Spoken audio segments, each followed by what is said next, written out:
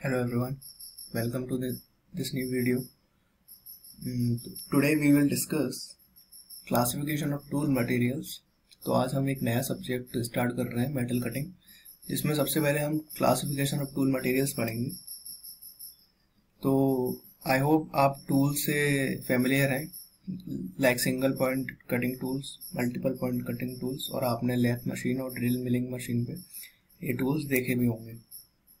तो ये tools mainly इन categories में डिवाइड हैं, और ये भी कह सकते हैं कि इन कैटेगरीज में क्लासिफाइड है, different types of tool materials. तो हम वन बाय वन करके सबको पढ़ेंगे और समझेंगे। तो सबसे पहला क्लासिफिकेशन है हाई कार्बन स्टील, उसके बाद है हाई स्पीड स्टील, फिर हमारे cast alloys, cemented carbides, ceramics, diamond, cubic boron nitride. अब ये क्या है, हम इनको एक एक करके पढ़ते हैं। हाई कार्बन स्टील, तो स्टील क्या होता है, सबसे पहले हमें पता है कि अगर आयरन में हम कार्बन को भी ऐड कर देते हैं, सिर्फ कार्बन को, तो उसे हम बोलते हैं स्टील। अब स्टील को तीन कैटेगरीज में डिवाइड कर दिया गया है, low carbon steel, medium carbon steel and high carbon steel. तो लो कार्बन स्टील, इन कैटेगरीज को किस बेस पे डिवाइड किया गया है, कार्बन कंटेंट के परसेंट के बेस पे।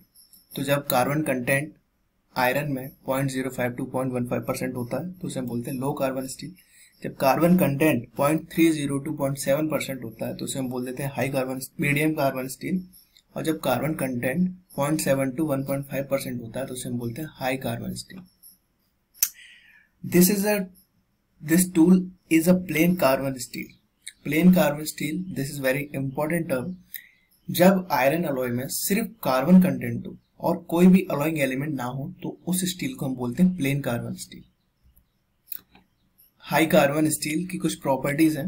It does not contain any other alloying element, जो कि मैंने आपको अभी बताया। This tool possesses good cold hardness but its hardness is low at high temperature.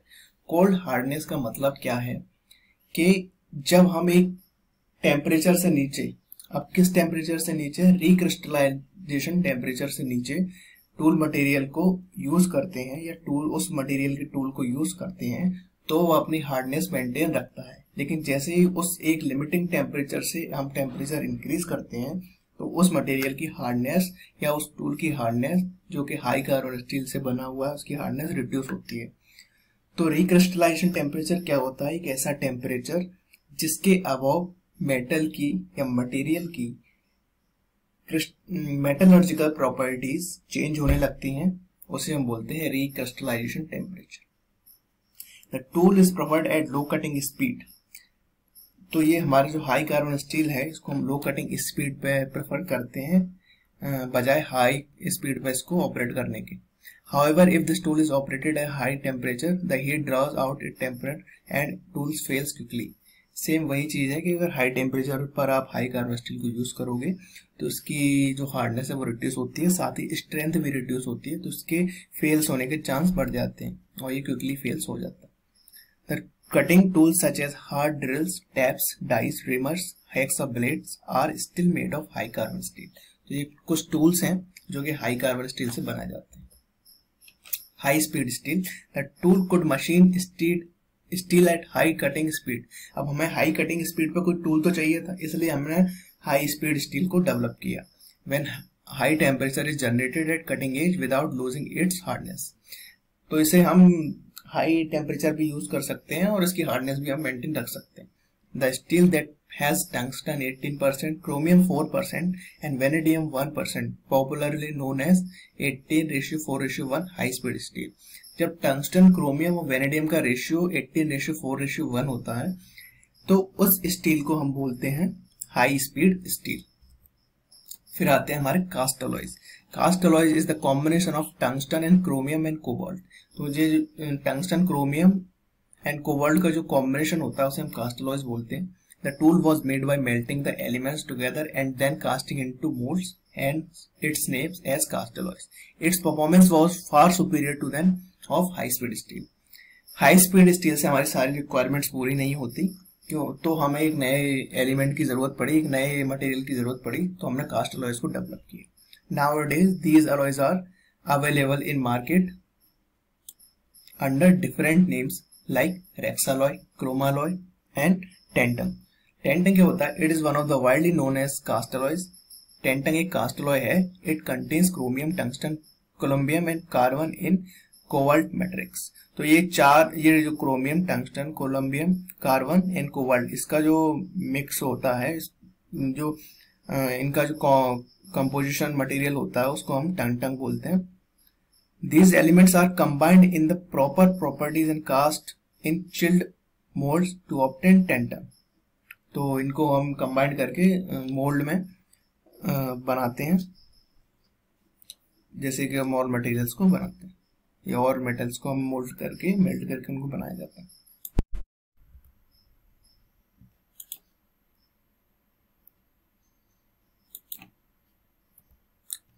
इसकी कुछ प्रॉपर्टीज हैं जो हम देखते हैं.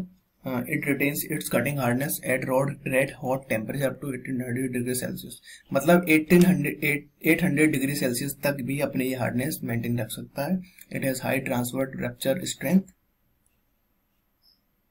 ट्रांसवर्स रप्चर स्ट्रेंथ क्या होती है? The strength of material just before yielding. तो यील्डिंग के पहले जितनी भी स्ट्रेंथ होती है मटेरियल की, उसे हम बोलते हैं transfer rupture strength. It readily absorbs shocks and impact. As a cutting tool material, it can be operated at 50% to 100% higher.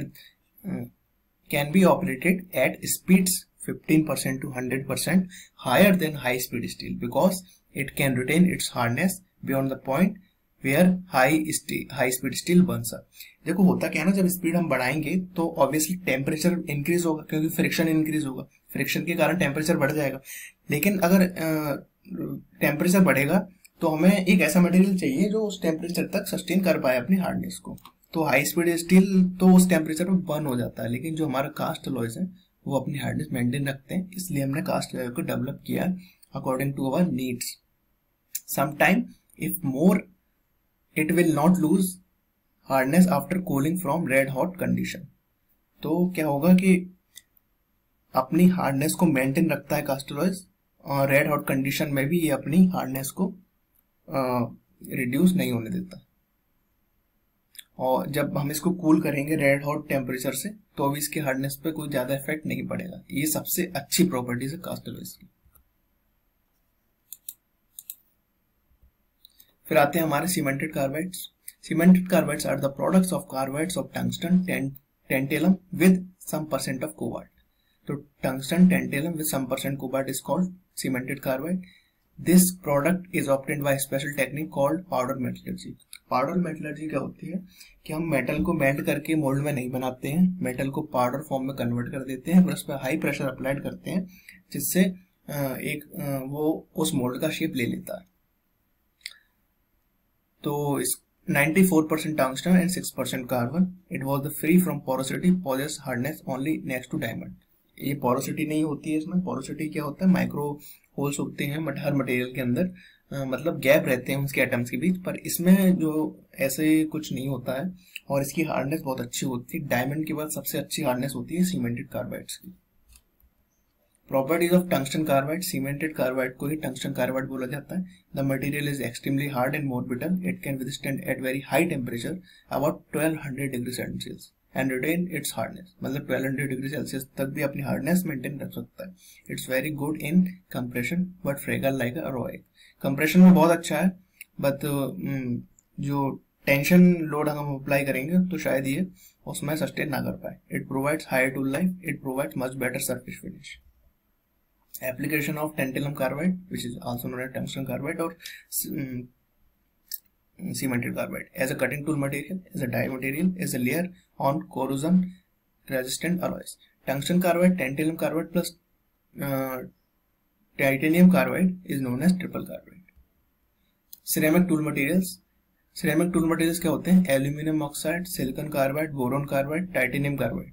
In type के मटेरियल्स को हम सेरेमिक टूल मटेरियल बोलते हैं.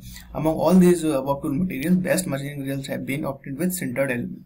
सिंटर्ड एल्यूमिना क्या होता है? देखो एल्यूमिना क्या होता है हमको पता है. एल्यूमिनियम ऑक्साइड Al2O3 इसमें वाटर के भी मॉलिक्यूल्स होते हैं. जब हम उसको बहुत हाई टेम्परेचर पर ड्राई कर लेते हैं, उसमें से वाटर के मॉलिक्यूल्स निकाल देते हैं, तो हम उसे बोलते हैं sintered alumina, which is Al2O3. So 90% सिंटरडेव में ना, remaining 10% share by chromium oxide, magnesium oxide, nickel oxide. Characteristics of ceramic tool material: poor thermal conductivity. Being an oxide, it is stable up to melting point of 1800 degree Celsius. मतलब 1800 degree Celsius तक ये अपनी hardness को maintain कर सकता है. It corrosion resistance property is outstanding. corrosion का कोई इफेक्ट नहीं होता इस पर. It remains unaffected even with the strongest acids and chemicals. Even strongest acids and chemicals का भी इस पर कोई इफेक्ट नहीं पड़ता है. It is non-magnetic and non-conductive to electricity. It possesses high compressive strength. It possesses relatively superior hardness values both at low and high temperature.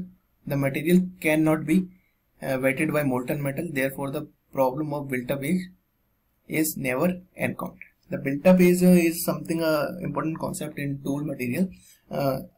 Not a tool material, but single point or multiple point cutting tools. We will discuss that later.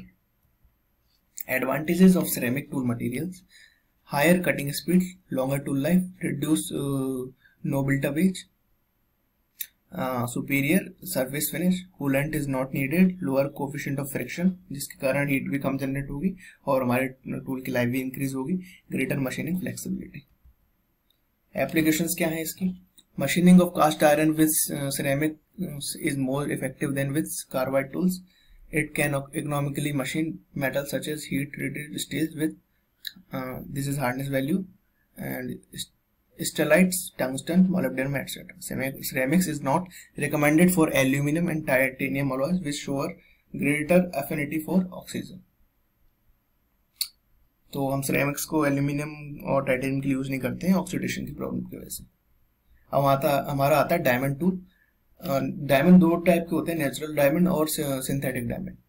Natural diamonds are obtained from the mines and they are, mines मतलब खदान, and they are scarce. They fracture when subjected to impact load during machining. Diamond वैसे सबसे hard material होता है और उसका fracture होता है इम्पैक्ट लोड पर ही. बहुत very high impact load is applied, then diamond can only fracture. Synthetic or artificial diamonds are used for industrial application as they are produced with different and controlled machining property.